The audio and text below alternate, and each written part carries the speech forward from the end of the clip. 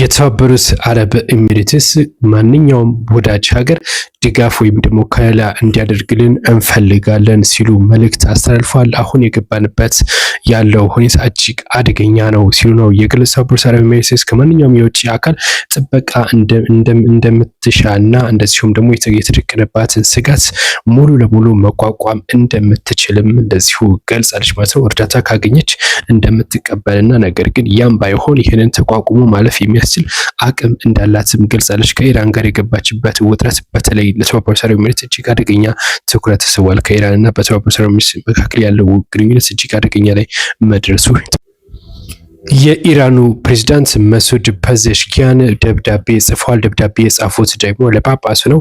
የኢራኑ ፕሬዝዳንት ለቫቲካኑ ጳጳስ ርዕሰ ሊቃነ ጳጳስ ፍራንሲስ ደብዳቤ መጻፋቸው የተነገረው ፐዜሽኪያን ህገወጥ የተባለውን የአሜሪካ ጥያቄዎች ለመመከት ዓለም አቀፉ ማህበረሰብ እንግዲህ ከጎናችን እንዲቆም ሲሉ ነው ጥሪ ያቀረቡት ማለት ነው።